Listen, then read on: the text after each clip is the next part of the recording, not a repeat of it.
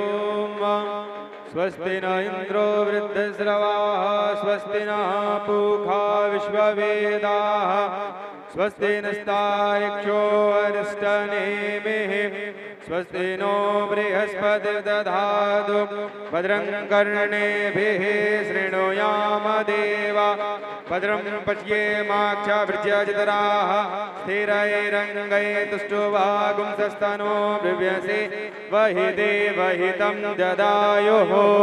गुरुर्ब्रह्मा गुरुर्विष्णु गुरुर्देवो महेश्वरा गुरुः साक्षात् परब्रह्म तस्मै श्री गुरवे नमः। ओम गजाननं भूतगणादिसेवितं कपित्तजम्बूफलचारुभक्षणम् उमासुतं शोकविनाशकारकं नमामि विघ्नेश्वरपादपङ्कजं। नमः शम्भवाय च मयोभवाय च नमः शङ्कराय च महेश्वराय च नमः शिवाय शिवतराय च। ओम माल्यादीनि सुगन्धीनि मालित्यादीनि वै प्रभु मया हृतानि पुष्पाणि पूजार्थं प्रतिगृह्यताम्।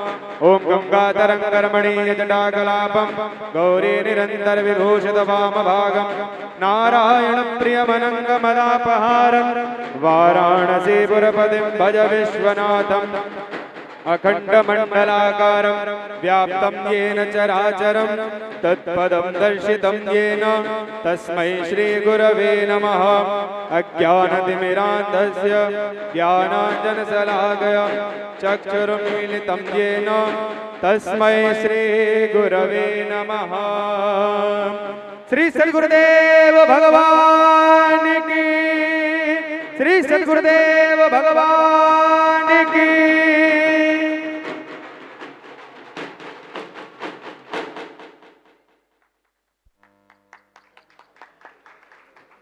आइए हम सभी एक बार करतल ध्वनि से गुरुदेव के चरणों में नमन अर्पित करते हैं, वंदन अर्पित करते हैं।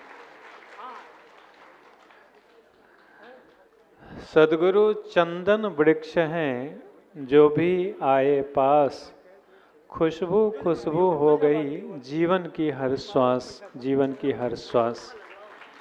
हमारी हर श्वास में खुशबू आए, जीवन सुगंधित हो सके, इसके लिए सद्गुरु की कृपा, सद्गुरु की प्रेरणा की आवश्यकता होती है।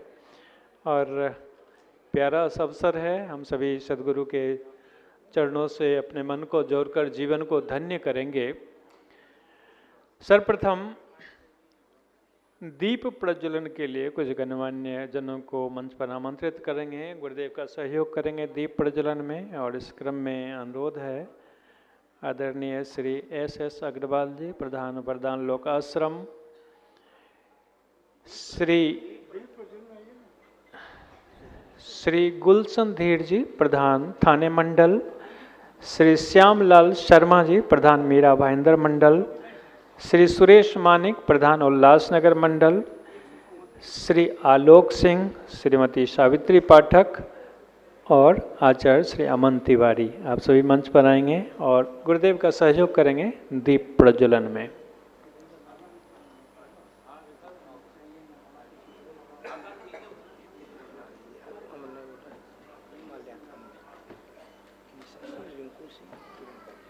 ओम चंद्रमा मनसो जात चक्षुः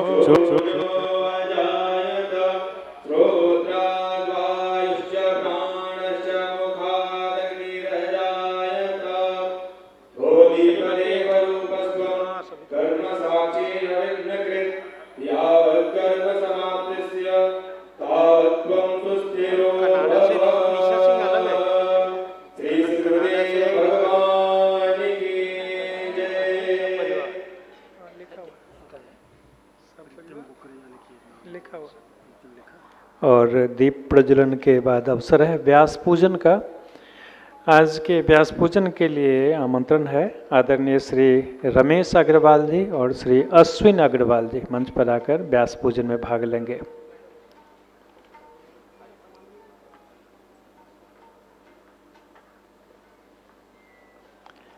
दो दिन का ये विशेष कार्यक्रम और माननीय श्री एस अग्रवाल के अनुज हैं श्री अग्रवाल जी, गुरुदेव से आशीर्वाद लेने के लिए जाते हुए। 2 दिन का एक कार्यक्रम है। कल मुख्य कार्यक्रम वरदान लोक आश्रम में प्रातःकाल 10 बजे से आयोजित है। आप सभी अपने इष्ट मित्रों के साथ वहाँ भी कार्यक्रम में आएंगे। अनंत संसार समुद्रतारं नौकायिताभ्यां गुरुभद्राभ्यां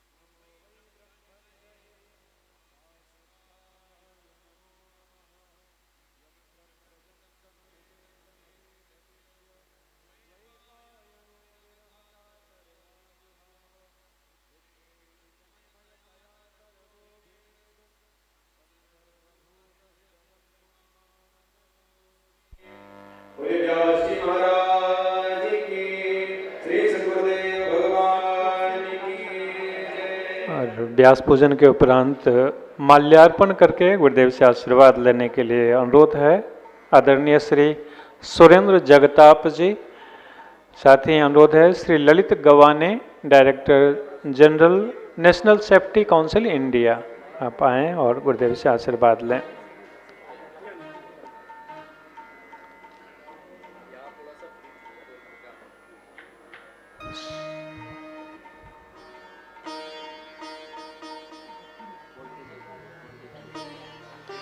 श्री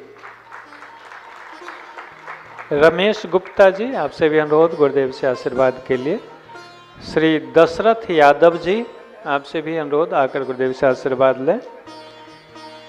हमारे बीच पंचकुला मंडल से आचार्य श्री कुलदीप पांडे जी हैं, वहाँ पर मिशन के प्रतिनिधि हैं। व्यवस्था देखते हैं, आप भी आकर गुरुदेव से आशीर्वाद लें।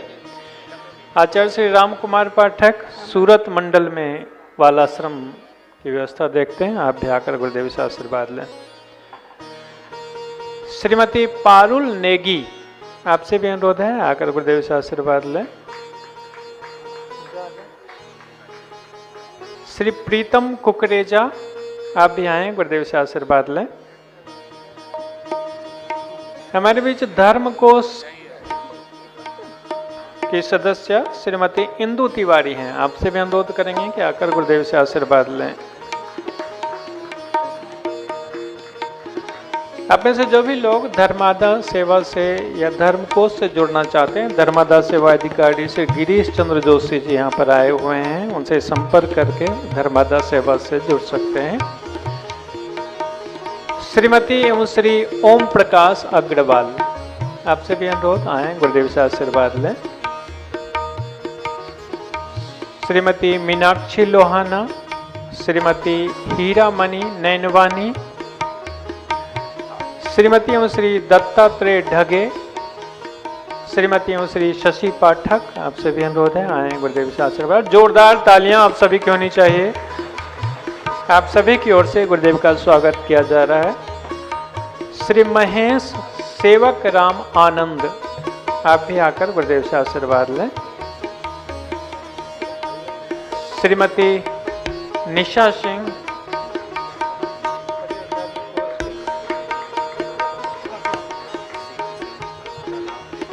श्री सीपी सिंह, श्रीमती रिंकू सिंह, श्रीमती किरण पाहूजा, आपसे भी अनुरोध है आए गुरुदेव से आशीर्वाद लें।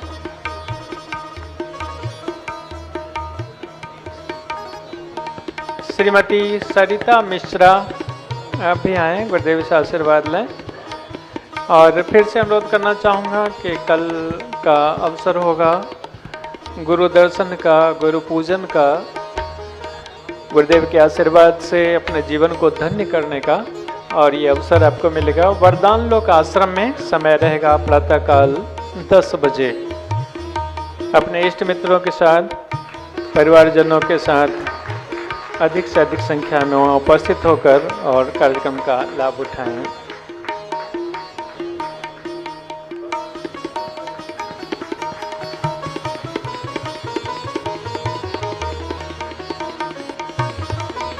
जीवन अर्थपूर्ण बन जाता है जब सदगुरु की कृपा हमारे जीवन में होती है। भक्ति का मार्ग प्रशस्त होता है, कर्म बंधन से मुक्ति का मार्ग मिलता है।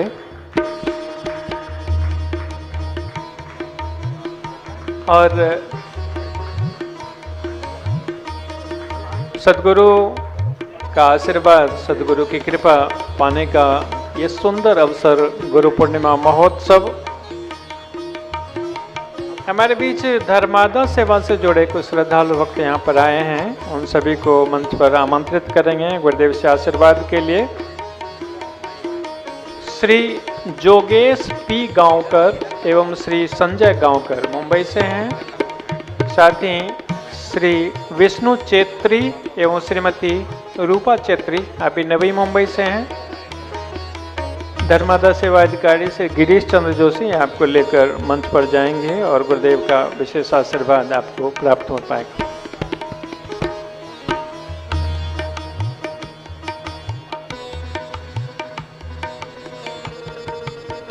गुरु पूर्णिमा का ये पावन अवसर है जब हम तन मन धन से सदगुरु के चरणों में संकल्पित होने के लिए तत्पर होते हैं, जीवन में धर्म अपनाने के लिए संकल्पित होते हैं, सदगुरु के द्वारा बताए हुए मार्ग पर चलने के लिए संकल्पित होते हैं। तो बहुत ही कीमती ये अवसर जब गुरु पूर्णिमा का पावन अवसर हमारे जीवन में आता है। ब्रह्मा विष्णु महेश त्रिदेव की कृपा सदगुरु के माध्यम से हम सभी प्राप्त करते हैं गुरु पूर्णिमा के पावन अवसर पर। और वो अवसर हम सभी को कल प्रातःकालीन सत्र में अवसर प्राप्त होगा वरदान लोक आश्रम में।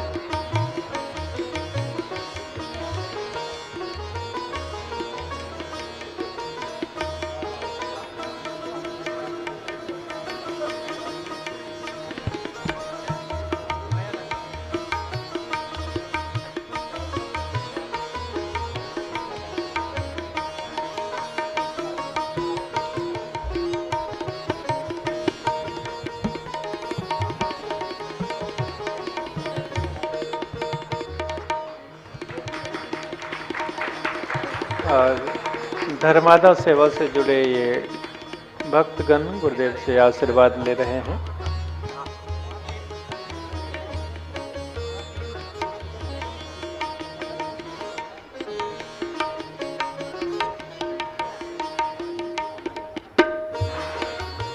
सदगुरु हमारे जीवन को अमृतमय बनाते हैं। सदगुरु हमारे हृदय के गहरे अंधकार को मिटाकर ज्योतित करते हैं। सदगुरु हमारे समस्त भ्रमजाल को काटकर ईश्वरीय प्रेम हृदय में जगाते हैं। किस्मत वाले वे लोग होते हैं जिन्हें जीवन में राह दिखाने वाले सदगुरु का आशीर्वाद मिलता है। जोरदार तालियों से एक बार सभी सदगुरु के चरणों में अपना नमन अर्पित करेंगे, वंदन अर्पित करेंगे इस अवसर के लिए जो गुरुदेव ने हम सभी को दिया है। हम सभी के सुप्त मन को फिर से जगाने के लिए, हमारे जीवन को ज्योतित करने के लिए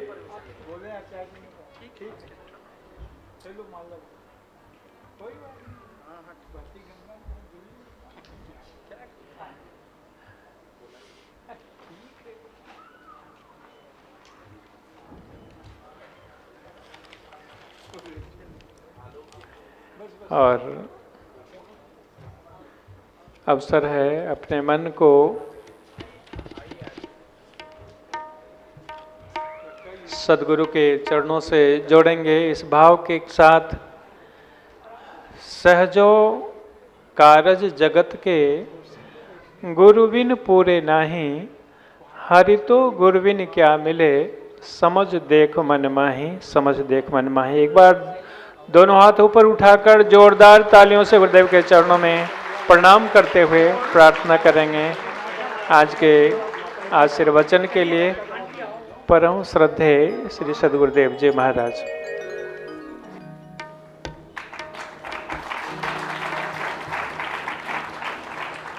करके लेके जाओ आराम से, आराम से। ये हार्ट सर्जरी करा करके लौटी है, अभी यहाँ नहीं आना था, घर आराम करना था आपको। ये नहीं चाहिए, आप बैठिए आराम से।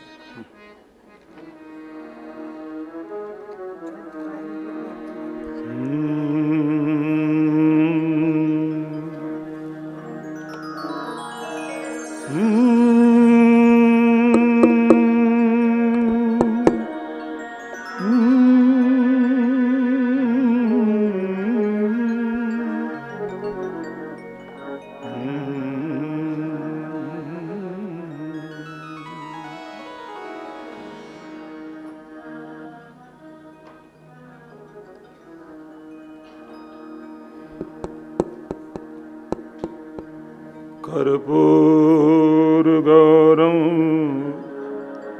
करुणावतारं संसारसारं भुजगेन्द्रहारं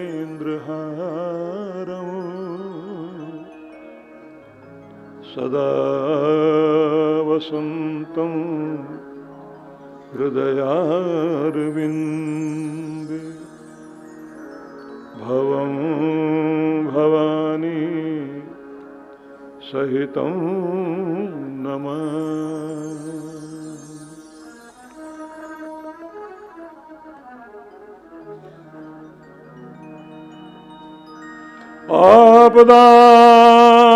आपदामपहर्तारं दातारं सर्वसंपदा लोकाभिरामं श्रीराम भूयो भूयो नमाम्यहम्।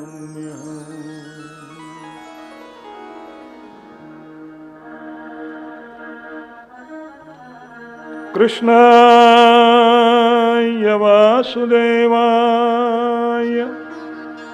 हरये परमात्मने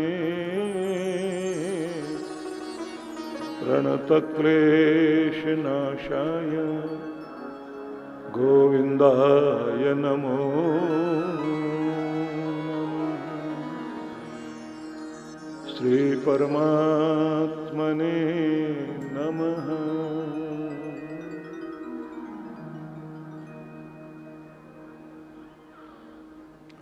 थोड़ी देर के लिए उस दुनिया से अपना संबंध तोड़िए जहां हर पल अशांति है, दबाव है, तनाव है। एक दूसरे से आगे निकलने की चाह में व्यक्ति कुछ भी करने को तैयार है। अपनी तिजोरी में सुख भरने की इच्छा सबकी है, पर सुख किसी का गुलाम नहीं है। मन की शांति के लिए व्यक्ति दुनिया के कोने कोने में घूमता है, लेकिन इस बात को भूल गया कि केवल परमात्मा के चरणों में ही शांति है। चारों ओर डर है, निर्दयता है।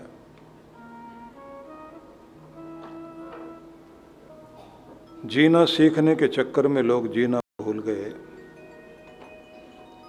खुशियां पाना चाहते थे, लेकिन खुशी हर दिन पता लगता है कि ये मार्ग अपनाते तो अच्छा था, अगले दिन फिर भूल जाते हैं। पूरे जीवन की यात्रा एक गोल गोल दायरे में घूमते हुए बिता देते हैं हम लोग। चलते बहुत हैं लेकिन पहुंचते कहीं भी नहीं।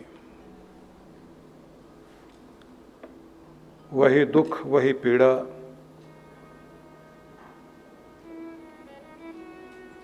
एक महिला ऑस्ट्रेलिया में हॉस्पिटल के ऐसे वार्ड में थी जहां उसने उन लोगों के साथ समय बिताया जिनको डॉक्टरों ने कह दिया कि जीवन का अंत है। उसके बाद एक पुस्तक लिखी, 5 रिग्रेट्स। मौका मिले आपको तो गूगल पर डालकर देखना, वो 5 पश्चाताप क्या है जो हर आदमी के मुंह से निकल रहे थे मरने से पहले। काश मैं ये कर पाता, अपना ध्यान रख पाता, हंस पाता, मुस्करा पाता। धन कमाने के चक्कर में इतना पागल ना हो जाता कि अपनी सेहत, अपनी शांति, अपनी नींद ये ना गंवाता। उन्नति की सीढ़ियों पर चढ़ते चढ़ते मैं जिंदगी जीना भूल गया। वक्त हाथ से निकल गया और अब शाम जिंदगी की है। पश्चाताप से भरा हुआ हृदय, आंख में आंसू। 100 लोगों का जीवन देखकर उस महिला ने लिखा कि आदमी सीखता क्यों नहीं। आज जब हम लोग यहाँ बैठे हुए हैं तो ये एक चिंतन का अवसर है हम सब के लिए कि आखिर हम किस दौड़ में लग गए हैं, क्या पाना चाहते हैं, किससे सर्टिफिकेट लेना चाहते हैं। मैं बहुत बड़ा आदमी बन गया, मेरे पास बहुत कुछ है।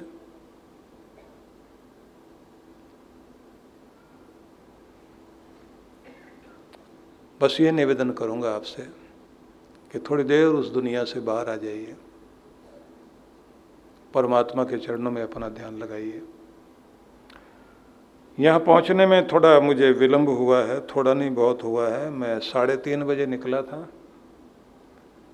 मुंबई का ट्रैफिक बहुत कमाल का। हम अपने आश्रम के बाहर ही 1 घंटा खड़े रहे और ट्रैफिक देख के हाथ जोड़ते रहे। वाह वाह क्या बात है।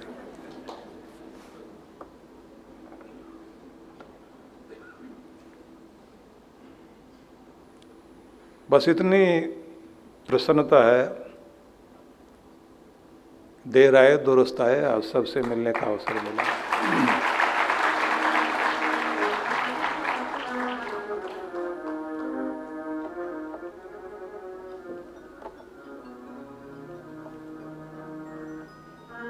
श्री राम जय राम,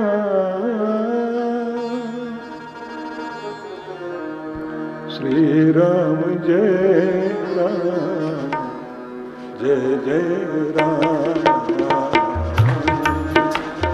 जय राम, जय जय राम, श्री राम जय राम, श्री राम जय राम, जय जय राम, श्री राम जय राम,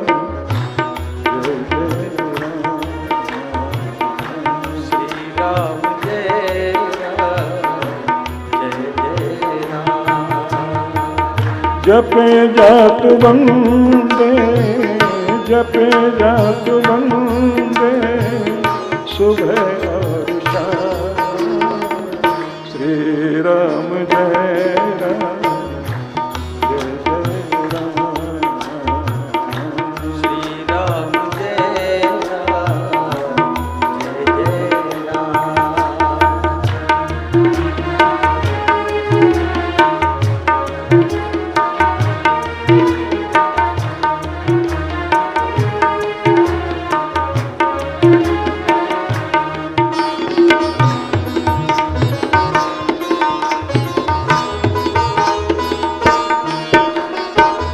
कलयुग में केवल यही नाम साचा, कलयुग में केवल यही नाम साचा, मिला है किनारा जिसने है जाचा,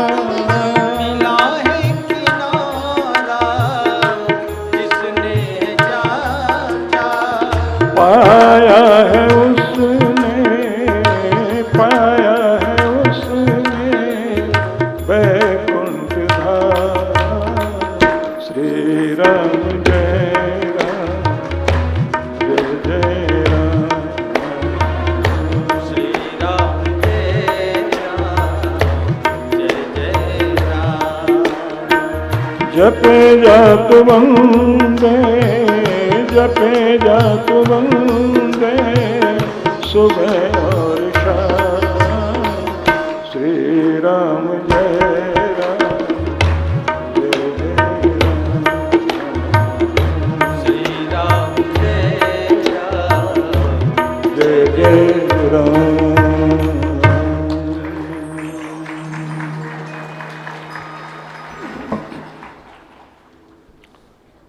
मातृशक्ति वदपुरुषों,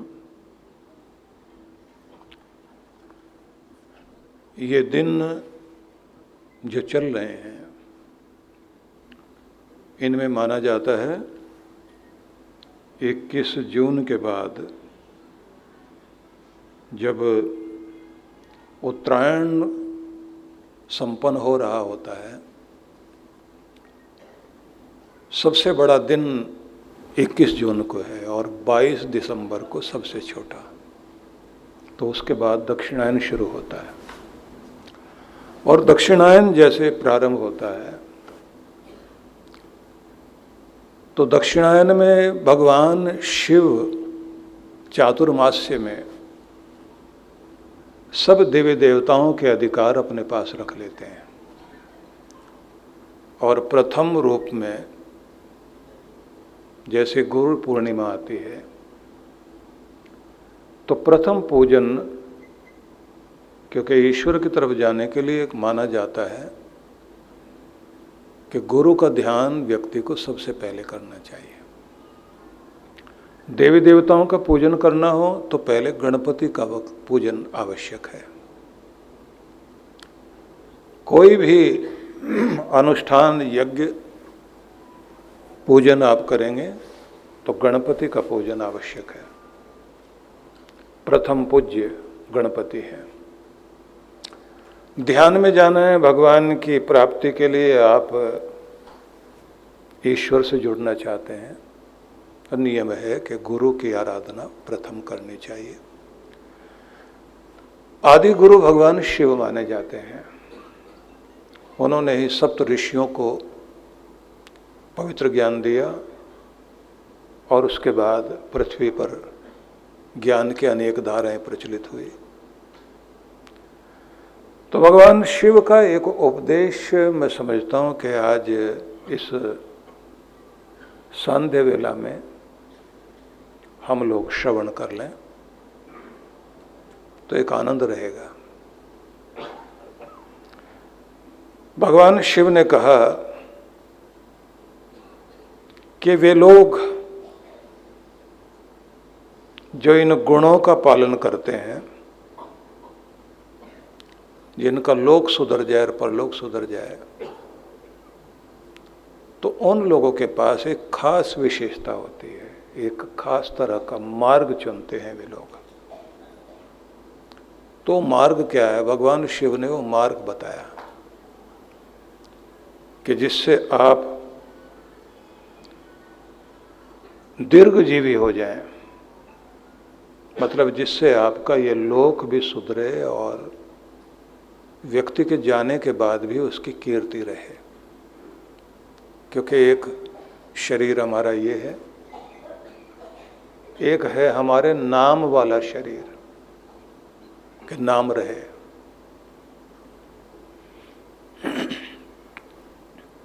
तो मेरे साथ आप लोग उच्चारण कीजिए जो भगवान शिव ने कहा है, उनके संदेश को समझेंगे। उच्चारण करेंगे, अहिंसा सत्यवचनम अक्रोध क्षांति आर्जवम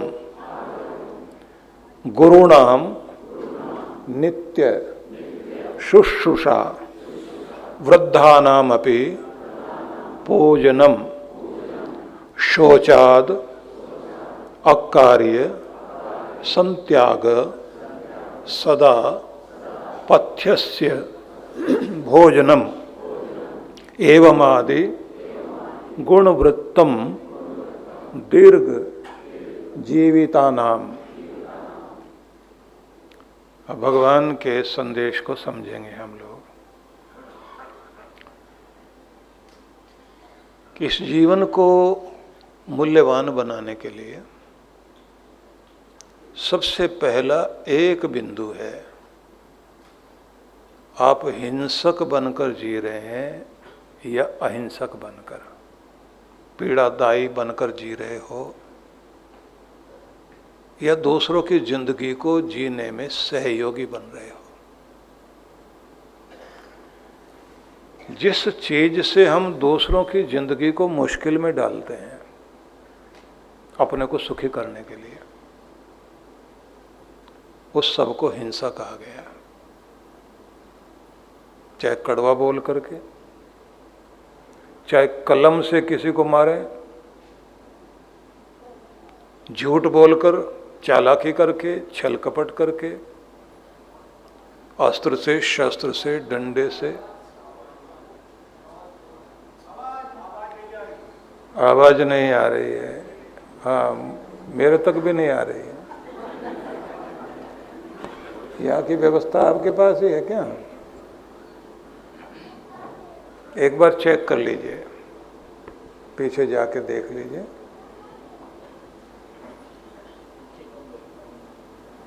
जब आवाज आने लग जाए मुझे बता देना आप लोग।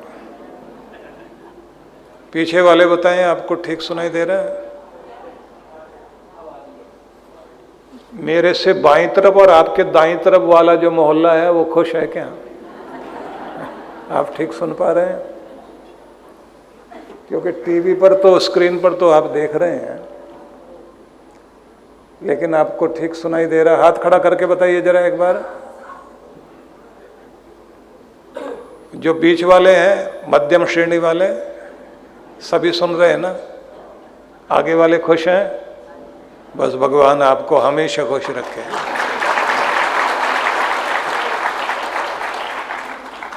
हमारे शास्त्रों में कहा गया, समश्रुतेन गमे महे मां श्रुतेन विराधसे, कि परमात्मा के अमृतमय संदेश को हम कान से भी, मन से भी, हृदय से भी सुनने वाले बन जाएं, और फिर वो जीवन का ऐसा अंग बन जाए कि हमारा ज्ञान प्रदर्शन के लिए ना हो, वो हमारे आचरण में आकर पीछे चलने वाले लोगों के लिए मार्ग बन जाए कि बस भगवान हमको ऐसे सुनने की शक्ति दे। तो वो भाव तो आपका है, लेकिन ये भी यंत्र भी ठीक चाहिए, क्योंकि आज के समय में मंत्र भी तभी काम करता है जब यंत्र काम करता हो। तो आइए आगे बढ़ते हैं। तो सबसे पहले मैं आपको ये बताऊं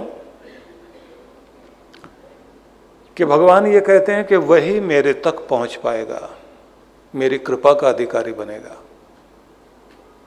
जिस व्यक्ति के जीवन में सबसे पहला गुण ये होगा कि मैं सताने वाला तो नहीं हूं, दुखदायी व्यक्ति तो नहीं हूं, मैं विघ्न तोषी तो नहीं है, दूसरे की जिंदगी में विघ्न डालकर खुश होने वाला आदमी तो नहीं हूं, किसी को परेशान करके प्रसन्न होने वाला आदमी तो नहीं हूं।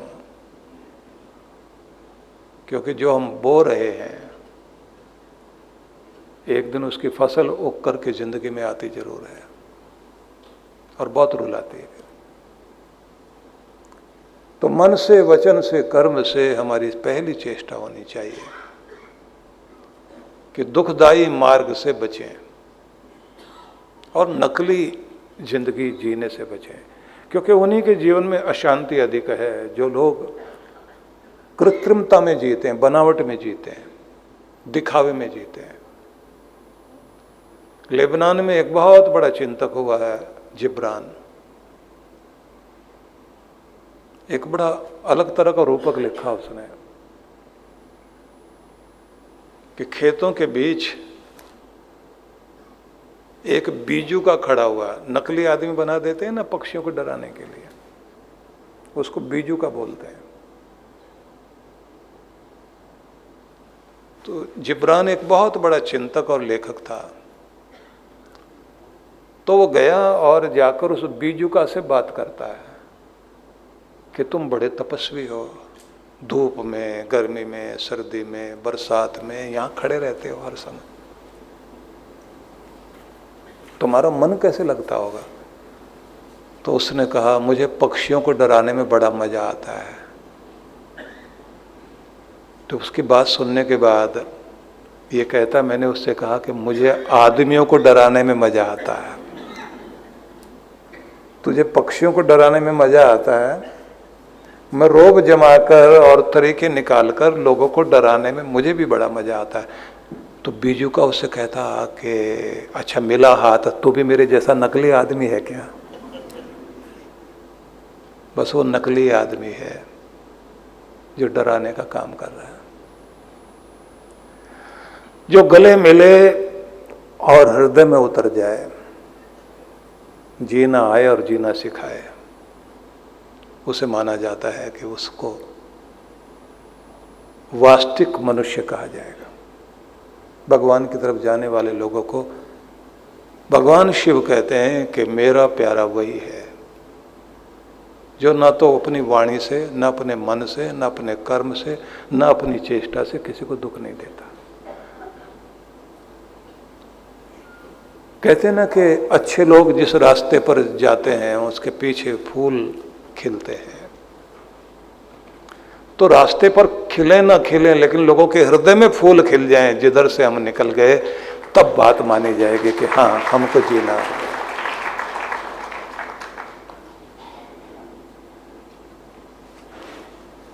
संस्कृत में एक श्लोक आता है बहुत प्यारा, जिसमें एक बड़ा अलग तरह का संदेश दिया है। भूम्यो हसन्ति मम भूमि रीति ब्रवाणम अर्था हसन्ति उचित दान वेन लुब्धम अक्ष हसन्ति विषयेषु अधिरूढ़ चित्तम मृत्युर्हस्ति अमृत भक्ति विहीन मूढ़म। मुझे बहुत अच्छा लगा ये श्लोक, आपको भी अच्छा लगेगा। मैं इसका अर्थ बताता हूं। भूम्यो हसन्ति मम भूमि रीति ब्रवाणम। ये भूमि, ये जमीन हंसती है उन लोगों को देख देख कर जिस जमीन को नाप नाप कर कागज पर लिखकर बोल रहे होते हैं कि अब ये मेरी हो गई, मालिक बन गया।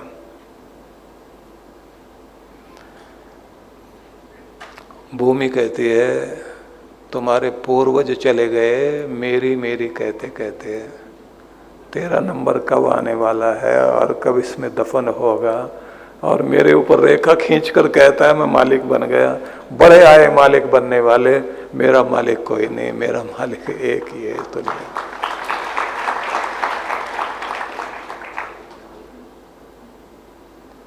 अर्था हसन्ति उचित दान विहीनम लुब्धम। ये धन लालची की तरफ देख देख कर हंस रहा होता है कि जितना तुझे मिलता जाऊंगा तेरा लोभ बोलता रहेगा कम है, कम है, कम है, कम है। पर भूल गया असली धन तेरी जिंदगी थी, तेरे श्वास थे। मुझे लगता है श्वास कम है, कम है, कम है, और तू कहता धन कम है, कम है, कम है। और उसके बाद कहता धन बहुत हंसता है और कहता है बड़ा पागल आदमी है। भूल गया है कि बहुत कीमती थे तेरे श्वास, तू धन के लिए पागल हो गया। धन चाहिए, लेकिन जिंदगी को धन्य करने के लिए अपनी प्राण शक्ति को नष्ट मत कर। अक्षा हसन्ति विशेष अधिरूढ़ चित्तम। आंखें भी हंसती है जब आदमी विषय वासनाओं में पागल होकर दौड़ रहा होता है, और आंखें कह रही होती हैं जिसे देखने के लिए आया था वो तो देख नहीं रहा था। तेरा लक्ष्य तेरे हाथों से निकला जा रहा है, दूर तेरा लक्ष्य है और सांझ होती जा रही है। इन वासनाओं में जितना उलझता जाएगा चित्त विकृत होता चला जाएगा, लेकिन कभी भी शांति नहीं आएगी। शांति तब आएगी जब तेरे जीवन में तेरा लक्ष्य सामने होगा और तू वहां तक पहुंच जाएगा। इस बात को इस तरह से समझ लीजिए। माँ बाप जैसे किसी बच्चे को भेजते हैं कि बेटा मार्केट से ये खरीद के लाओ, और वो बंदर का नाच देखने में लग गया हो और वो भूल गया क्या करने आए थे। जो हम करने आए, जिससे हमें खुशी मिल सके, वो नहीं प्राप्त कर पाते। हमारी हालत ऐसी हो जाती है जैसे किसी को खुजली की बीमारी और उसको खुजाने में बड़ा मजा आ रहा हो। तो ये खुजली की बीमारी है और खुजाने में बहुत मजा आ रहा है। असली दवाई ले ले तो फिर खुजाने की जरूरत नहीं पड़ेगी। कहते हैं वो अमृत चखने की कोशिश करो कि जिससे सच में सच्ची खुशी मिल जाए, और वो खुशी भगवान के चरणों में। मृत्युर्हस्ति अमृत भक्ति विहीन मूढ़म। कहते मौत भी हंसती है कि एक ही तो अवसर मिला है तुझे मनुष्य के जीवन में मृत्यु से पार होने का। क्योंकि मौत की 9 छाया होती हैं जो आदमी को हर रोज डराती हैं, दुखी करती हैं। मौत अलग अलग रूप में आती है। कभी चिंता बनकर आती, कभी निराशा बनकर आती, कभी भय बनकर आती है, कभी दबाव बनकर आएगी, कभी नींद छीन लेगी, कभी आकस्मिक ऐसा प्रभाव आएगा, गए गए अब गए, अब पता नहीं बचेंगे नहीं बचेंगे। बीमारी बनकर आएगी, कलेश बनकर आएगी, सब गया हाथ से, घर छूट गया, ये छूट गया, वो छूट गया। तो कहते हैं मौत हंसती है उस आदमी को देखकर कि मुझे जीतने के लिए तुम्हें मेरे परमात्मा ने मनुष्य की देह दी थी जो देवताओं को भी नसीब नहीं होती, और तुम मुझे जीतने का मौका खो करके मेरे काल के गाल में पड़ने वाला निवाला बनने की चेष्टा कर रहा है। मौत हंसती और कहती है जीना नहीं आया। इसी मुंबई नगरी में किसी समय अपने समय के स्टार रहे हुए व्यक्ति, जिसे अपनी बिल्डिंग में चौकीदार बनकर रहना पड़ा बाद में, फिल्म स्टार, और जो बाद में खैराती हॉस्पिटल में मरा, और पत्रकार ने जब उससे इंटरव्यू लिया, जिसका बंगला राजेंद्र कुमार ने खरीदा था और उसके बाद में वही राजेश खन्ना ने खरीदा था। लंबी कहानी सार बता देता हूं। पत्रकार ने जब पूछा अंतिम समय में कि डॉक्टर क्या कहता है, बोले डॉक्टर कहता है कि अब सूरज छिपने का समय आ गया, जिंदगी के बारे में कुछ बताओगे? कहता भैया हमको जीना नहीं आया, हम दूसरों का मनोरंजन करते रह गए, पर हमारी जिंदगी में तो रंज ही रंज रह गया।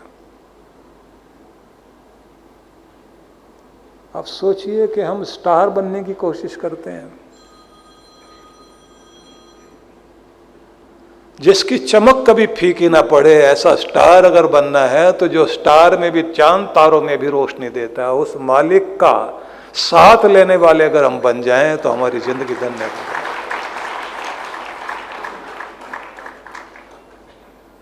इसलिए शीघ्रता के साथ हम कुछ शब्द सुनेंगे जो भगवान शिव कहते हैं कि मेरी ओर आना चाहते हो तो पहली बात ध्यान रखो कि मन से, वचन से, कर्म से किसी भी रूप में दुखदायी मत बनो और दुखदायी जीवन ना जियो।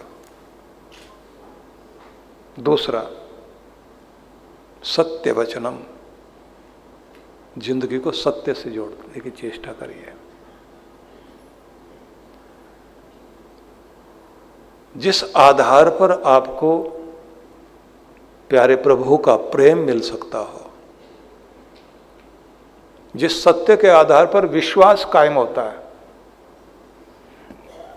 जिसके आधार पर आपके रिश्ते टिकते हैं, जिसके आधार पर आपकी गुडविल बनती है, वो सच है। और अगर पता लग जाए ये बहुत झूठा आदमी है, तो सबसे पहले क्या चला जाता है? विश्वास। इसका भरोसा मत कर लेना, आदमी खतरनाक है। आपके कीमती रिश्तों के बीच में जब विश्वास टूटता है, तो विश्वास जिस चीज पे टिका था वो क्या था? सच, सत्य। भगवान कहते हैं कि तुम्हारी दुनिया भी सत्य पर टिकी है, और तुम मुझे भी अगर जानना चाहते हो तो मैं भी सत्यम शिवम सुंदरम हूं, तुम इसी आधार पर मुझे पा सकते। कम से कम अपने से तो सच बोल लें हम लोग। एक नियम है, उस नियम को जरूर याद रख लेना। नियम ये है कि आप अपने दुखी होने का, परेशान होने का, अपनी जिंदगी में पीछे रहने का, अपने जीवन में कुछ बुरा होने का हमेशा दूसरों को ही दोष देते हो। पहली जिम्मेदारी खुद की लो कि जिम्मेदारी मेरी है, मेरे कारण, दूसरों के कारण नहीं, मेरे कारण हुआ। उस दिन तुम्हारी जिंदगी में सुधार शुरू हो जाएगा। और जब तक आप ये कोशिश करते रहेंगे, नहीं उसके कारण, उसके कारण, उसके कारण, उसके कारण, तो आदमी कहता मैं तो ठीक हूं, बाकी सारी दुनिया खराब।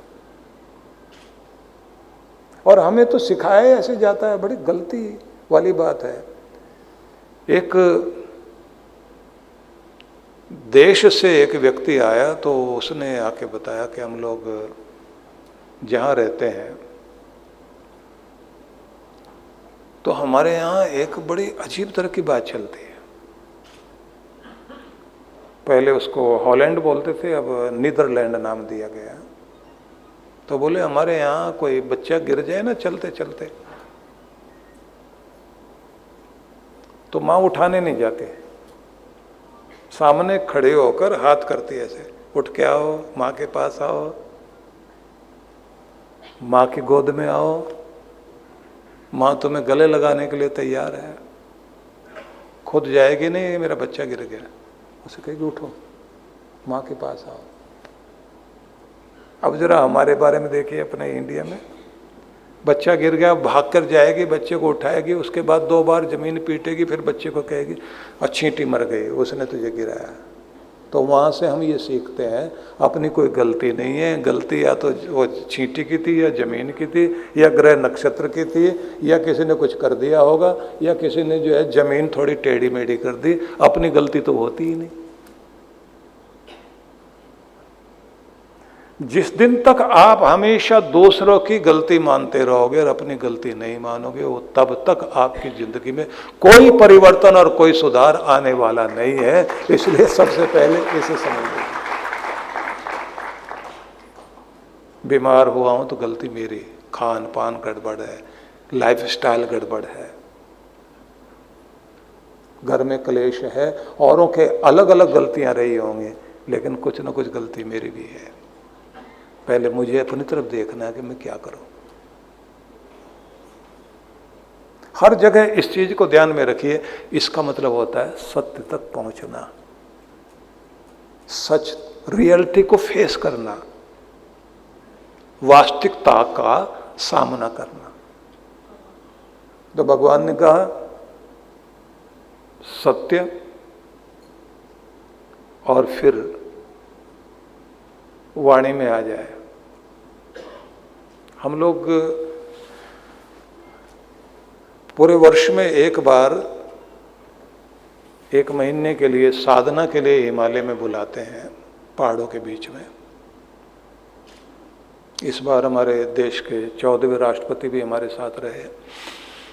तो वहाँ एक बात का हम लोग बल देते हैं कि आप जो अपनी इनर टॉक करते हैं, सेल्फ टॉक, खुद से जो बात करते हैं ना आप, उसे बदलिए। जैसे आप मुझे सुन रहे हैं ना, तो अंदर अंदर अब कुछ बात भी करते जा रहे हैं अपने से। आप आपके भीतर कोई ना कोई बात चल रही होती ना। तो जब भी आप अपने भीतर बातचीत करते हैं तो उसमें 70 से 80% तो नेगेटिव ज़्यादा होता है और 65% कम से कम पुराना होता है, रिपीटेशन।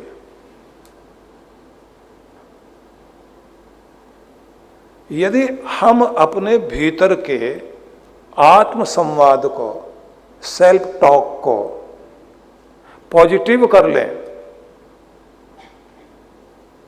तो पूरा यूनिवर्सल एनर्जी, वैश्विक शक्ति, वो आपकी पॉजिटिविटी के साथ मिलकर आपके सपने साकार करने में मदद करने लग जाती है। आप जो सोचने लग जाते हैं वो जीवन में पूरा होने लग जाता है।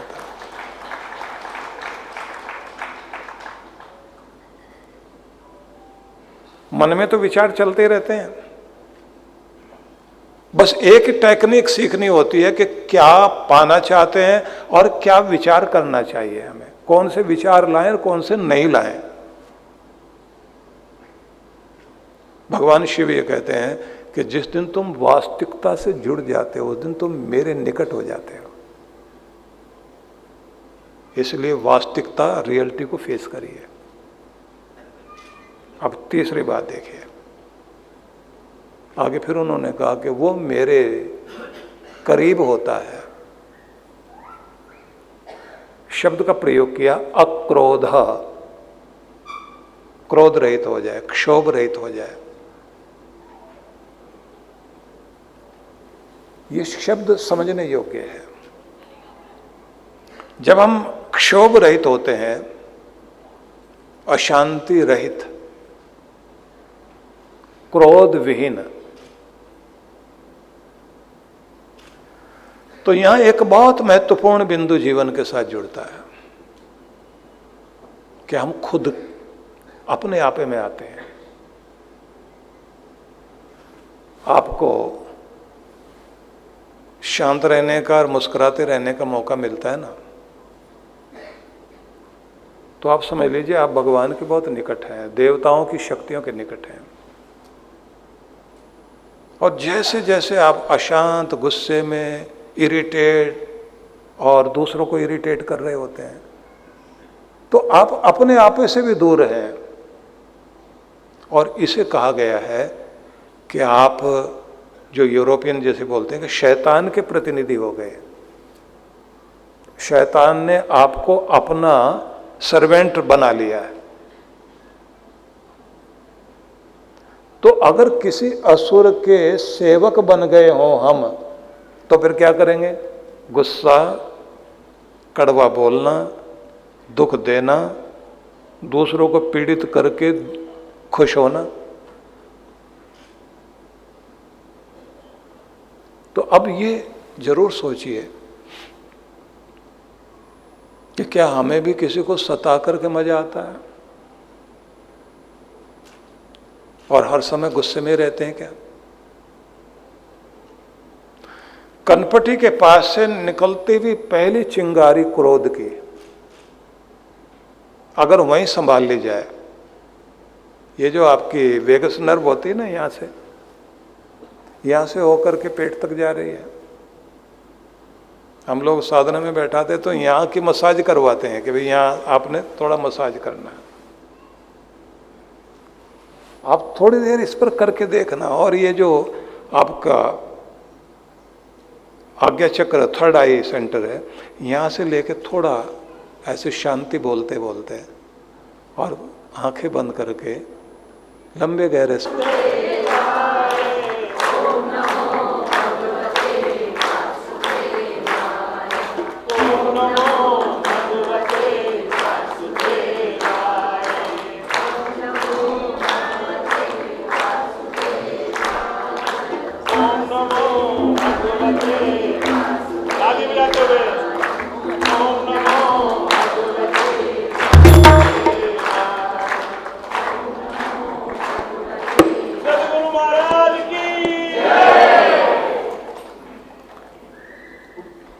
तो जैसे मैंने आपसे कहा कि अपने आप को जितना आप शांत रखेंगे उतना आपके पास मुस्कुराने की शक्ति आती है। जितना शांत उतने मधुर, जितने अशांत उतने कड़वे। जितने अशांत आप होंगे उतने ही डिसीजन लेने में दिक्कत। जितने आप अशांत होंगे उतने ही नींद में भी गड़बड़, क्वालिटी वाली नींद नहीं आएगी। और जितने आप अशांत हैं उतने ही प्रेम रहित भी होंगे। प्रेम उपजता ही तभी है जब आप शांत होते हैं। और जितने आप अशांत होते हैं उतना ही आपके हार्ट पर भी असर आता है, किडनी पर, लीवर पर, सब पर असर आता है। 70% बीमारियां स्ट्रेस के कारण उत्पन्न होती हैं। स्ट्रेस आना बुरा नहीं, टिके रहना बुरा है। इसलिए जितना जल्दी हो सके अपना मूड ठीक कर लेना चाहिए, अपने आप को बैलेंस कर लेना चाहिए, क्योंकि जो घट गया वो तो चला गया, घट गया वो तो लौटेगा नहीं। उसके साथ खुद को ना मारिए। दुनिया में चीजें मिलेंगी, बिछड़ेंगी, टूटेंगी, खुद को ना तोड़ डालो। तो इसलिए ये बात ध्यान रख लीजिए कि जितना आप शांति से अपने आप को जोड़ सकते हैं जरूर जोड़ें। अब प्रश्न आएगा कि शांत रहना चाहें तो क्या करें? तो जल्दी जल्दी कुछ बातें सुन लेना और ध्यान में रखना।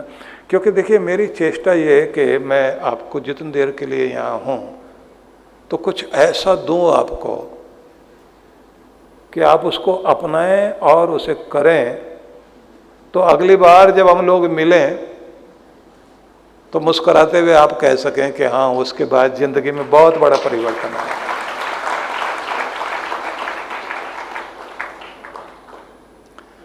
तो यदि आप ये चाहते हैं कि आप शांत रह सकें और खुश रह सकें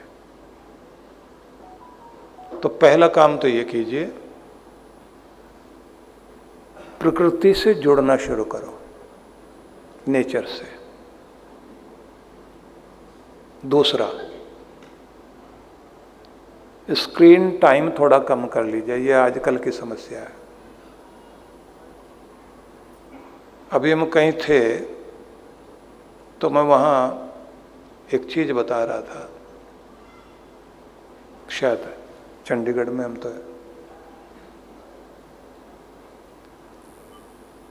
तो एक बात कही जा रही थी कि पूछा गया किसी ने किसी से कि टीवी खरीदा है कितने में पड़ा? और 20,000 का। 20,000 में खरीदा, पर ये बताओ पड़ा कितने में है?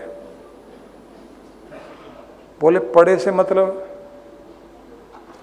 बोले 2-4 घंटे तो रोज बिताते होगे ना इसके साथ, तो कम से कम रोज का 1,00,000-2 लाख का तो पड़ता ही होगा ना। भाई सेहत भी खराब कर रहा है, आपके बच्चों का हक भी छीन रहा है, आपके बिजनेस को भी छीन रहा है, आपकी तरक्की को भी रोक रहा है, तो ये पड़ कितने में रहा रोज, ये तो बताओ जरा। तो आपके पास कोई भी गैजेट क्यों ना हो, वो था किस लिए? था तो इसलिए कि जिंदगी सुविधापूर्ण हो जाए। लेकिन जो सुविधा देने वाली चीज है वही दुविधा वाली हो गई। नींद कम कर दे आपकी, आपको पार्क में चक्कर काटने के लिए ना जाने दे, सेहत के लिए ना जाने दे, आप स्क्रॉल कर रहे हैं बैठे बैठे, पता नहीं क्या निकल रहा उसमें से। तो खरीदा कितने में, पड़ा कितने में है? अशांति का एक कारण यह भी है। तीसरा, जिन लोगों के जीवन में कोई डिसिप्लिन नहीं है वो अशांत रहेंगे ही रहेंगे। सोने जागने का, काम करने का, हर चीज का डिसिप्लिन अगर आपकी जिंदगी में है तो आपको कोई अशांत कर नहीं सकता। अगर अशांति आ भी गई टिकेगी नहीं। अपने डिसिप्लिन के साथ में चलिए आप। कितना खाना, कितना नहीं खाना, कब आपको जागना, कब क्या काम करना। मैंने उन लोगों को देखा कि जो कोई 20,000 करोड़ का, कोई 60,000 करोड़ के मालिक हैं, 10-10, 20-20 मीटिंग रोज करते हैं। उनसे फोन पर बात करो तो उससे पहले ये तैयारी करनी पड़ती है कि इस व्यक्ति से बात करनी है तो टू द पॉइंट बात करनी पड़ेगी। पहले सारे पॉइंट्स लिख लें, फिर उसके बाद में जब आप उनसे बात करोगे वो अपनी बात आपकी भी सुनेंगे, अपनी भी कहेंगे और याद भी रहता पूरा। और दूसरे वो जो और बताओ क्या हाल है जी।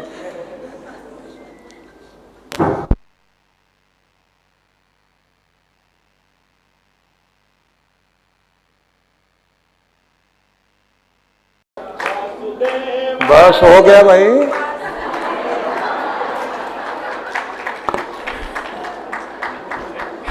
ये भी इतने आनंद में आ गया कि वो उधर ही देख रहा है।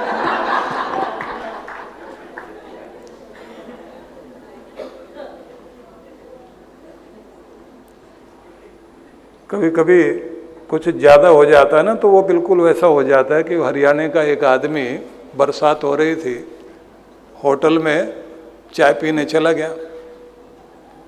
अब जब चाय मंगाई गई, पहले तो ऑर्डर लेकर के गया और आया बहुत देर में, और जब आया तो एक बहुत बड़ी ट्रे लेके आया।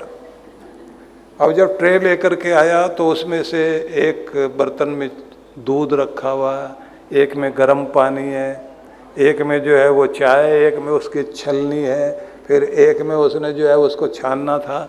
और बहुत देर के बाद वो ऐसे देखता रहा, उसके बाद बोला चाय बना दूँ? बोले बना दे भैया। दूध कितना डालूं? फिर उसमें जो वो कैंडी, शुगर कैंडी रखी हुई थी, कितनी डालूं? बहुत देर तक वो आदमी घूर के उसकी तरफ देखता रहा और वो चाय बनाता रहा। जब चाय बन गई तो उसके बाद बोला साहब और कुछ पकौड़े वकौड़े ले आऊं? बोले भैया इच्छा तो बहुत थी, पर कहीं ऐसा ना हो तू कढ़ाई लेके आ जाए यहाँ। कढ़ाई लेके आ जाए, यहीं पर बेसन तैयार करके और फिर पकौड़े जो है तैयार करने लग जाए, इसलिए चाय काफ़ी है। तो ये भी इतना कमाल का था। और ये पता नहीं कि फिर बीच में वो फिर करेगा, ये फिर खड़ा होगा। ये भी एक आनंद है आज के दिन का, और कभी कभी ऐसा आनंद भी होना चाहिए। फिर मैं आपको वहीं लेके चलता हूं। 3 चीजें होती हैं जिन पर आदमी का ध्यान बहुत कम जाता है, जिनके प्रति व्यक्ति लापरवाह रहता है। एक तो अपने वक्त के प्रति, समय के प्रति, दूसरा संतान के प्रति। ध्यान देना, समय के प्रति, संतान के प्रति, और तीसरा सेहत। ये 3 चीजों के प्रति हर आदमी इतना लापरवाह है। वक्त बीत रहा।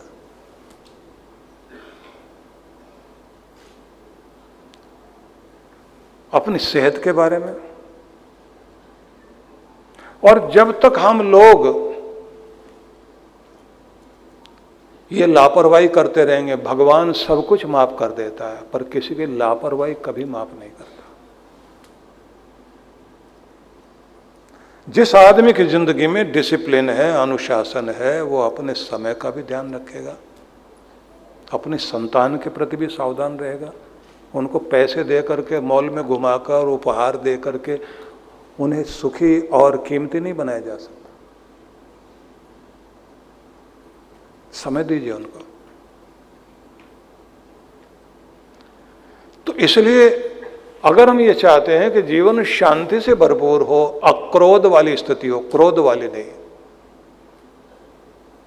भगवान जब कहते हैं ना कि तुम मेरे प्यारे तब बन पाओगे और मेरे निकट आ पाओगे, एक तो हिंसक नहीं बनना, दूसरा वो कहते हैं सत्यता और वास्तविकता तुम्हारी जिंदगी में उतर आए, और तीसरी बात कहते हैं कि तुम क्रोध रहित जीवन जियो। चौथी बात कहते हैं, एक शब्द तो है शांति और एक है क्षांति, क्षमा वाला क्ष। बेचैनी, बेचैनी रहित। कहते हैं ना कि सोने की चैन से भी ज्यादा कीमती है चैन से सोना। सोने की चैन या चैन से सोना, जिसकी जिंदगी में चैन से सोना है उससे ज्यादा मूल्यवान दुनिया में कुछ भी नहीं है। ऐसा सो जाए, चैन से सो जाए आदमी कि जागे तो चेहरे पर ताजगी हो, तो इसे माना जाता है कि आप सोने की चैन के पीछे नहीं भाग रहे थे, आपने चेष्टा एक ही की कि चैन से सोना मिल जाए, जिंदगी धन्य वही है। तो जिसने इस चीज को ध्यान देना शुरू कर दिया, समझ लीजिए वह व्यक्ति परमात्मा के प्रेम के काबिल बनेगा। अब ये हमें देखना होगा हर दिन कि जिंदगी कैसे जी रहे हैं हम लोग, क्या ध्यान देना था और क्या नहीं दे रहे, और क्या अब करना चाहेंगे। कल जब हम लोग वहाँ होंगे तो मैं कुछ बिंदु बताऊंगा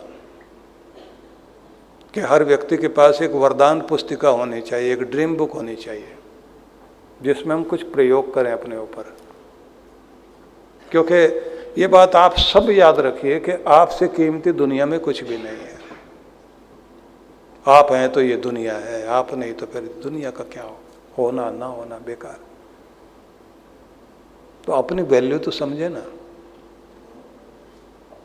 थोड़ी अपने ऊपर दया करें।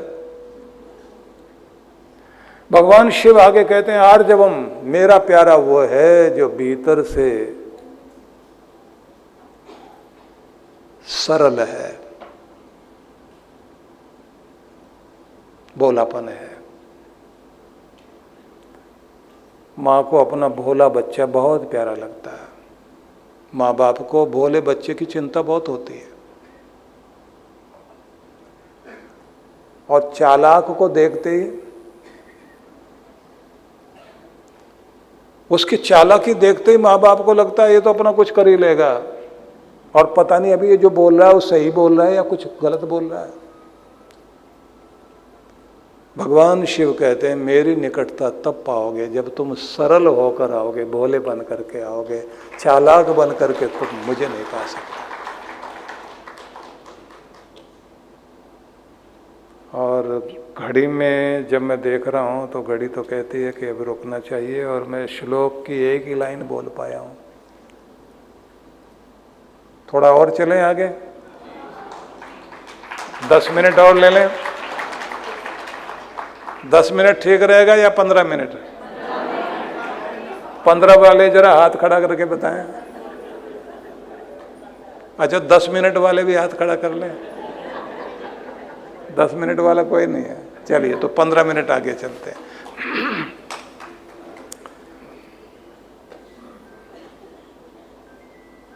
अगला शब्द है गुरु नाम नित्य शुश्रूषा। भगवान शिव कहते हैं कि वो मेरी तरफ आ पाएगा जो गुरु वाला है, गुरु की नित्य सेवा करता है। तो गुरु की सेवा क्या है? गुरु के वचनों को महत्व देना और गुरुमुख होकर के रहना। जब आप गुरुमुख होकर के रहते हैं कि आपका ध्यान अपने गुरु की तरफ लगा रहता है, तो मेरे गुरु ने मेरे लिए क्या कहा, क्या संदेश दिया, क्या समझाया है। मैं हर किसी की बात की अवहेलना कर सकता हूं, टाल सकता हूं, लापरवाह हो सकता हूं, लेकिन अपने गुरु के वचन से कभी लापरवाह नहीं हो सकता। जब ये भाव आपके अंदर होता है, बस वहीं से जीवन कीमती बनता है।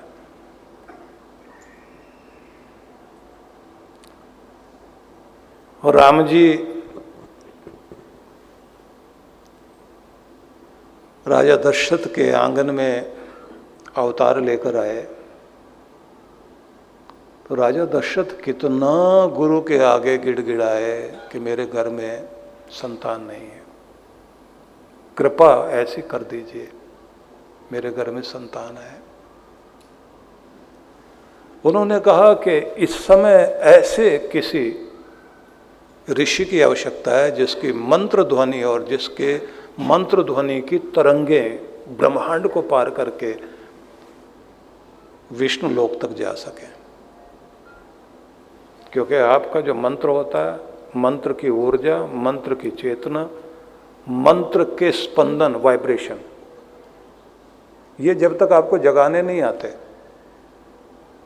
मंत्र शक्ति काम नहीं करते। यही हम गड़बड़ कर जाते हैं, मंत्र की वाइब्रेशन नहीं जगा पाते। तो उन्होंने कहा कि श्रृंगी ऋषि एक ऋषि हैं इस समय वन में, अगर वो आ जाएं और पुत्रेष्टि यज्ञ हो, उस यज्ञ के माध्यम से तुम चाहो तो नारायण को भी धरती पर ला सकते हो। लेकिन जिनके आंगन में उतरे उनका हृदय तो वैसा हो। तो कौशल्या माता ने अपनी भक्ति में नारायण का स्वरूप अनुभव किया। नारायण पूछ रहे हैं कि क्या चाहते हो। अब मुंह से क्या निकला, बस आप ही आ जाओ मेरे घर में, मेरे घर आंगन को धन्य करने के लिए आ जाइए। और कभी कभी ऐसी स्थिति होती है व्यक्ति की, जो कहा हुआ होता है ना वो पूरा हो जाता है। अगर आप सच में गुरु वाले हैं और मंत्र भावना आपकी सही है और आसन की सिद्धि हो आपके और नियम अखंड हो। ये रमेश जी का बच्चा कल मिला हमको, ये बच्चे में बहुत गुण है। एक बार खड़े हो के बेटा सबको प्रणाम करो।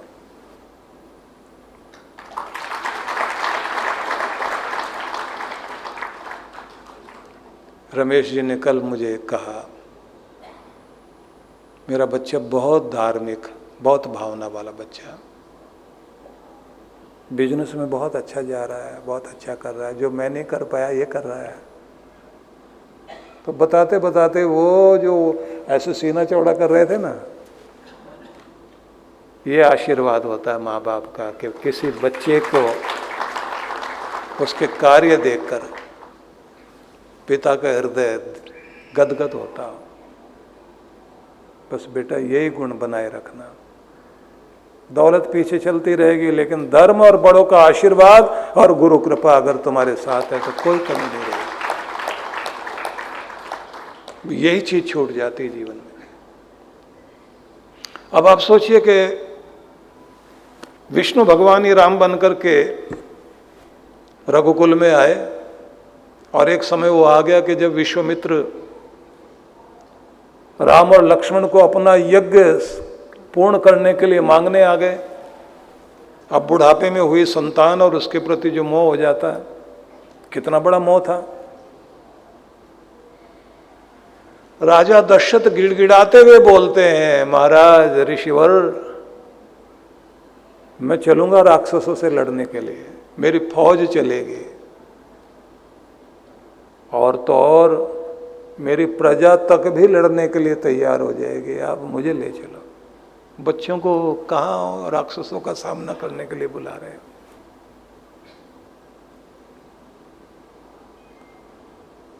बार बार मुझे आज्ञा दो, मैं चलूं, मैं चलूं, मैं चलूं।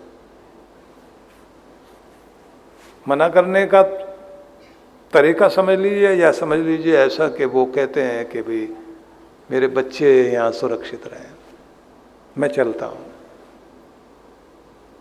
अब इतनी देर में गुरु आ गए पीछे से, उन्होंने सुन लिया। तो क्या कहते हैं, राजा दशरथ अपने बेटों को, दोनों को, राम को भी और लक्ष्मण को भी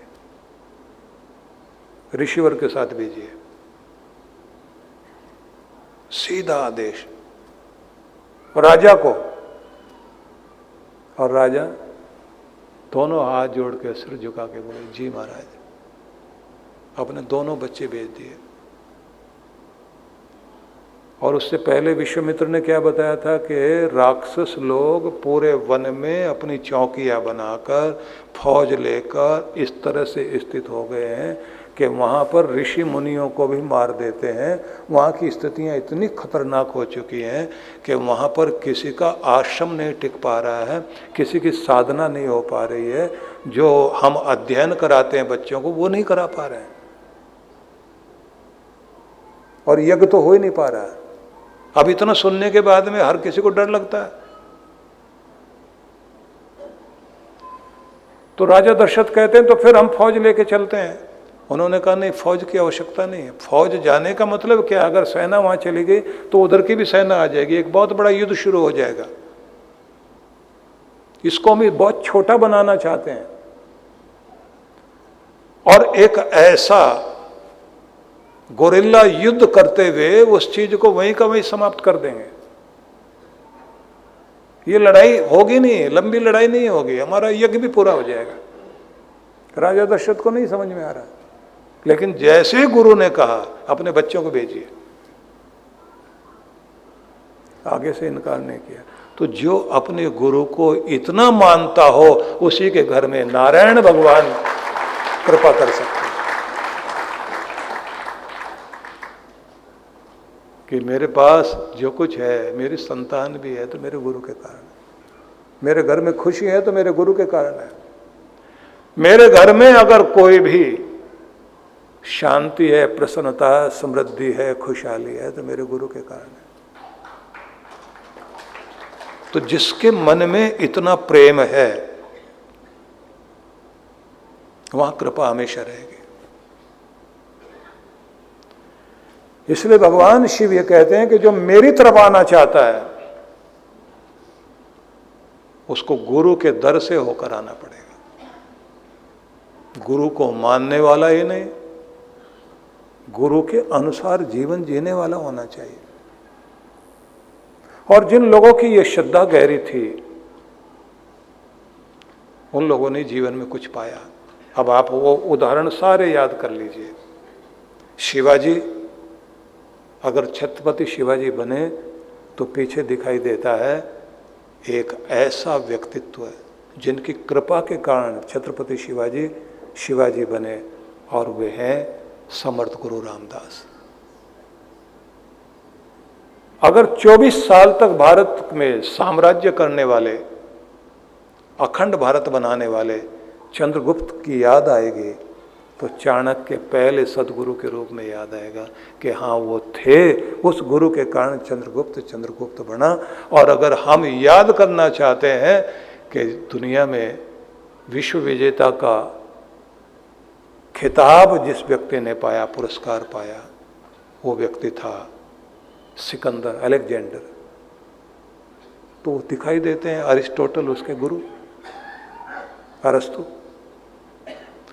अगर विवेकानंद को हम देखते हैं कि इतनी बड़ी ख्याति पाई है तो पीछे दिखाई देता है ठाकुर रामकृष्ण देव, रामकृष्ण परमहंस।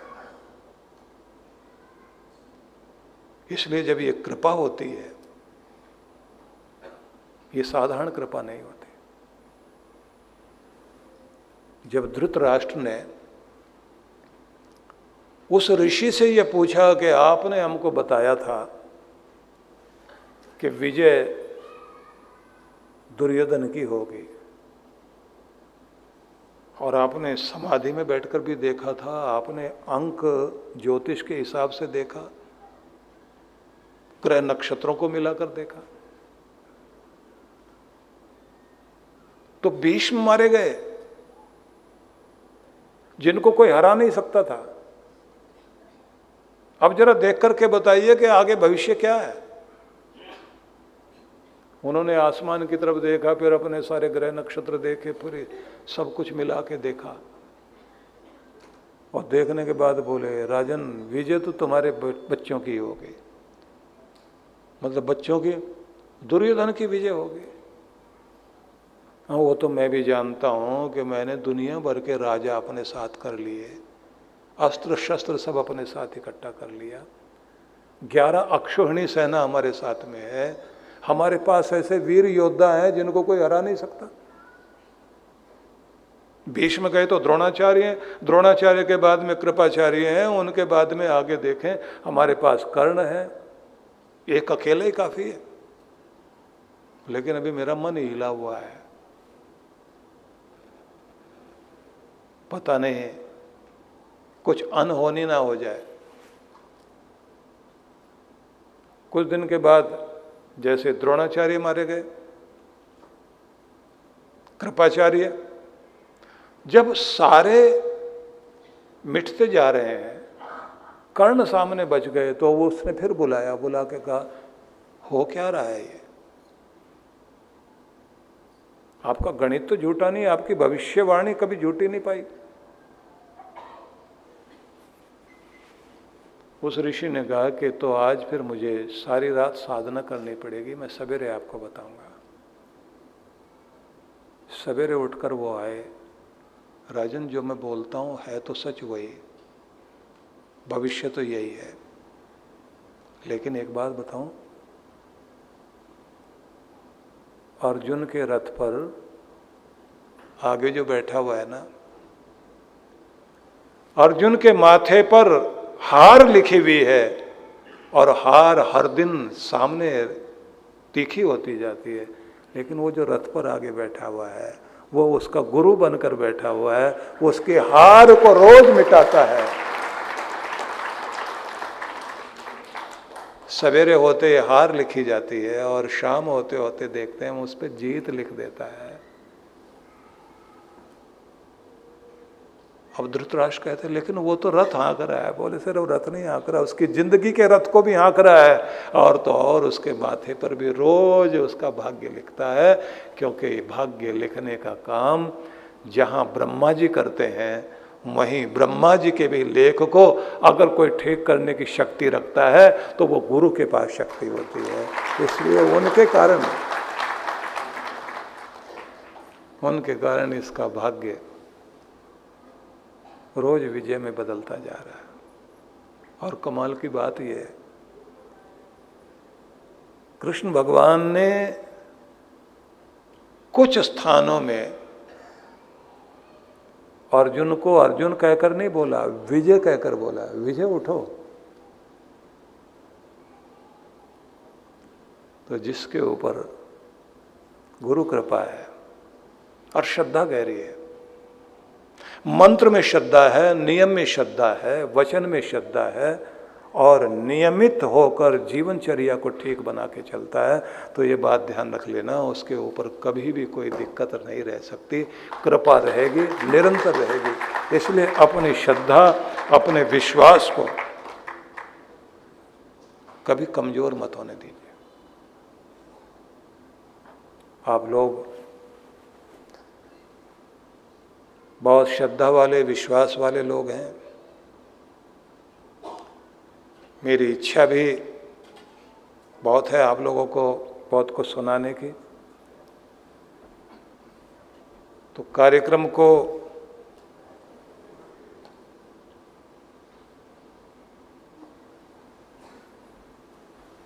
विश्राम की तरफ ले जा रहे हैं हम लोग,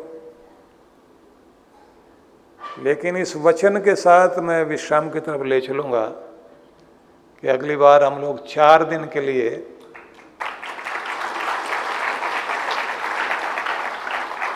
नवी मुंबई में कोई बड़ा कार्यक्रम करेंगे।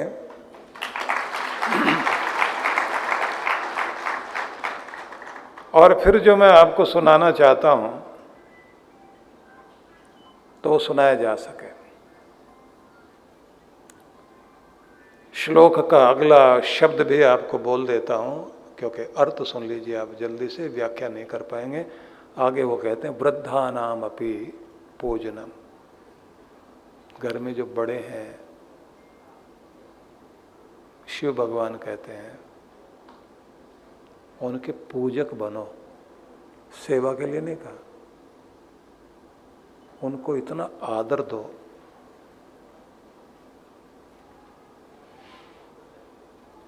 कि उनके आदर देने से तुम्हारे ऊपर उनके आशीर्वाद बरसें, और उनका आशीर्वाद उनका नहीं होगा, वो मेरा ही आशीर्वाद होगा।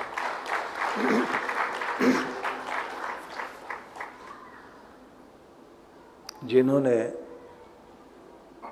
अपने बच्चे पालने में अपनी नींदें अपने बच्चों को कुर्बान कर दी, अपना सुख चैन अपने बच्चों के नाम कर दिया, अपनी मुस्कुराहट अपने बच्चों को दे दी, अपना सजना संवरना भी छोड़ करके अपने बच्चों को संवार कर सजा कर खुश होते रहे। अपने बेटे को अपने कंधे पर बैठाकर, देखते हैं ना कि माँ गोद में लेती है तो कंधे तक सिर आता है बच्चे का, और बाप ऐसा नहीं करता, वो गोद में लेता ही नहीं, वो सीधा कंधे पे बैठा था यहाँ, और क्या कहता है, मेरे सिर से भी ऊंचा तेरा सिर हो जाए बेटा, मैं जितनी दूर देखता हूं उससे ज्यादा दूर देखने वाला बन। ऐसे जो माँ बाप हैं, उन बड़ों का आशीर्वाद जिसने लिया वो फलेगा, और जिन्होंने दिल दुखाया, माँ बाप को भी उनके लिए बोलना पड़ता है, भगवान दया रखना इन बच्चों पे, कुछ नहीं बचता उनके पास। तो इसलिए भगवान शिव ये कहते हैं कि बड़ों को सिर्फ आदर नहीं, उनका पूजा योग्य समझो उन्हें, वो तुम्हारे पूजा के योग्य है, पूजनीय है।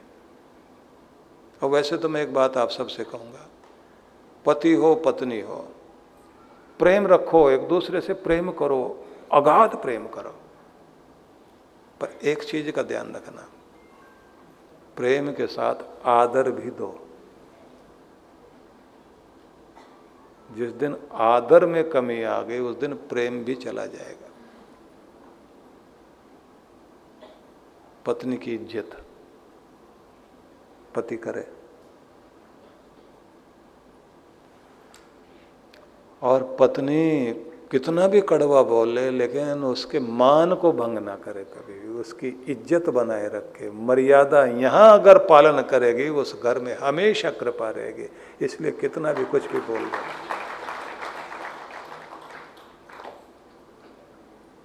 आदर में कमी नहीं रखो, और फिर बड़ों का मान रखोगे तो शिव कहते हैं बस मुझे मेरा प्यार पाने का काबिल वही बनेगा जो अपने बड़ों को मान देने वाला बनेगा। और अगली दो पंक्तियां और हैं वो उधार रही, फिर आगे सुनाएंगे आप लोगों को क्योंकि जो आपने कहा था कि 15 मिनट, तो वो 15 के 17 मिनट हो गए, तो मैंने कहा आपको पूरा दिया जाए। और बहुत बहुत मंगल कामनाएं आप सभी के लिए। और छोटी सी सूचना के तौर पर, क्योंकि मेरे पास पर्ची आई हुई है, तो एक पर्ची पे तो लिखा है कि कल वरदान लोक आश्रम में गुरु पूर्णिमा महोत्सव है और गुरुजी कुछ विशेष कल संदेश देने वाले हैं, तो उसका लाभ लेने के लिए पहुंचना चाहिए। दूसरा ये कहा गया है कि घर के अंदर नकारात्मक एनर्जी जो आ जाती है और वाइब्रेशन कुछ नेगेटिव जिनके घरों में बहुत अधिक हो जाती है, बात बात में बीमार रहना, कलेश का होना, तो वो लोग जो है ये दारिद्र्य नाशक यज्ञ सामग्री इसका प्रयोग जरूर करें। इसमें गूगल, लोबान, शक्कर, गुड़ की शक्कर और चंदन पाउडर, ये 4 चीज़ें होती हैं। गाय के गोबर का उपला अपने घर में रखिए, गैस पर जला लो उसको, और थोड़ा सा घी डालकर और इस सामग्री का जो दारिद्र्य नाशक यज्ञ सामग्री होती है, भगवान का नाम बोल करके 7 आहुति दे दीजिए। मंगलवार को दोगे तो शुभ मंगल के लिए होगा, शनिवार को करोगे तो घर की नेगेटिविटी निकलेगी। तो एक ये चीज़ जरूर कर लीजिए। और हर एक व्यक्ति को अपने हाथ में छोटी सी सिमरनी रखनी चाहिए, चलते फिरते जाप कर सके। और अगली बात इन्होंने कहा कि अगर आप अपने को स्वस्थ रखना चाहते हैं तो नवरस संजीवनी बराबर पानी मिला करके जरूर पी लिया करें, और आपकी मुस्कुराहट ठीक रहे, दांत ठीक रहें। शुभ्रदंती एडवांस टूथपेस्ट ले लेना। तो ये भी हो गया। एक पर्ची और रह गई आखिरी वाली। मैंने इतनी जल्दी पढ़ दी है ये, उसको भी आधे मिनट में ही मान लेना आप लोग। जो लोग ये चाहते हैं कि उनके घर में निरंतर बरकत बनी रहे, तो धर्मादा सेवा में अपना योगदान निरंतर देते रहें, जिससे वो योगदान अनाथों के लिए, वृद्धों के लिए, हॉस्पिटल के लिए, गौशाला के लिए और भंडारा सेवा के लिए लगता रहे। तो ये सूचना पूरी हो गई। और इसी के साथ में आइए 1 मिनट के लिए भगवान का नाम उच्चारण कर लें सभी लोग मिल कर के, क्योंकि जिनकी महिमा कही जा रही है उनका नाम जरूर उच्चारण करें। जितने मंत्र हैं उनमें सबसे ज़्यादा जिसकी वाइब्रेशन कमाल करती है वो पहले नंबर पर आता है महामृत्युंजय, दूसरे नंबर पर आता है गायत्री मंत्र, और जो शाबर मंत्र हैं उनके उच्चारण करने का तरीका अलग है, वो भी कमाल की वाइब्रेशन रखते हैं।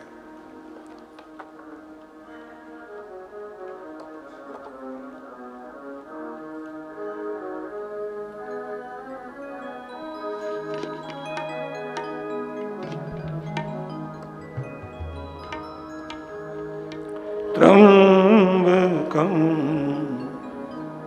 यजामहे। मंत्र आता है, कितने लोगों को ये मंत्र आता है? बहुत अच्छा, मेरे साथ में उच्चारण कर लीजिए। त्र्यंबकं यजामहे सुगंधि पुष्टिवर्धनम् उर्वारुकमिव बन्धना मृत्योर्मोक्ष्यमामृता त्र्यंबकं यजामहे सुगंधि पुष्टिवर्धनम् उर्वारुकमिव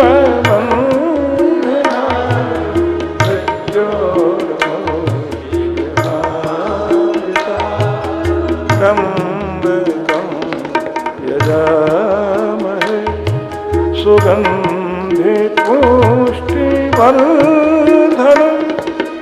उर्वारुकमिव बन्धना मृत्योर्मोक्ष्यमामृता त्र्यंबकं यजामहे सुगंधि पुष्टिवर्धनम् उर्वारुकमिव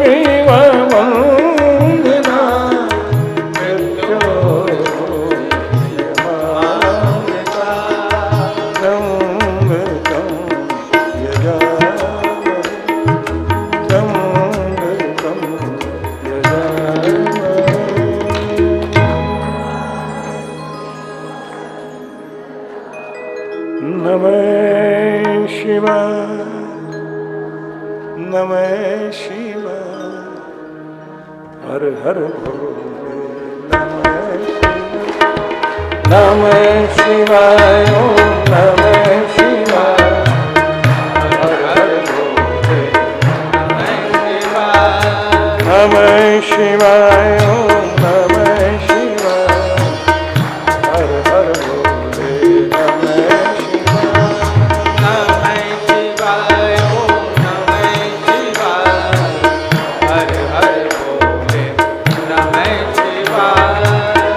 नमः शिवाय ओम नमः शिवाय हर हर भोले नमः शिवाय नमः शिवाय ओम नमः शिवाय हर हर भोले नमः शिवाय नमः शिवाय ओम नमः शिवाय हर हर भोले नमः शिवाय नमः शिवाय ओम नमः शिवाय हर हर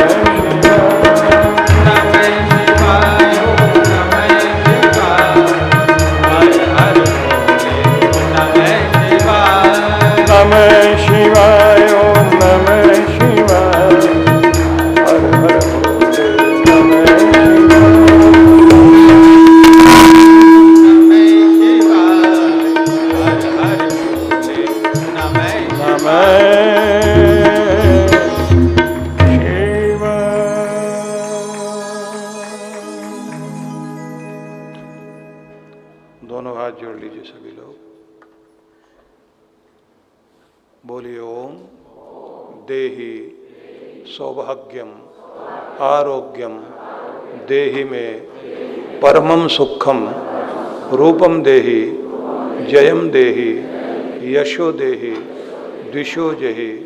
हे प्रभु हमें आरोग्य दो, सौभाग्य दो, परम सुख दो, सुदर्शन व्यक्तित्व दो, विजय दो, सफलता दो, यशस्वी जीवन दो। हमारे जीवन में प्रेम रहे, भक्ति रहे, हमारा कल्याण हो।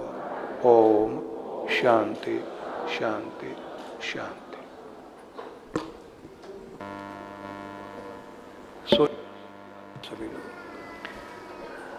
अमृत से मीठी वाणी गुरुवर की है निशानी, मीठे से बोल में है प्रभु की झलक सुहानी। जिस अमृतमयी वाणी में परमात्मा की झलक दिखाई देती है, इसे सदगुरु की अमृतमयी वाणी हम सभी सुन रहे थे। करतल ध्वनि से एक बार जोरदार तालियों से गुरुदेव के चरणों में नमन और कृतज्ञता अर्पित करते हैं आज के आशीर्वचन के लिए। गुरु पूर्णिमा का मुख्य कार्यक्रम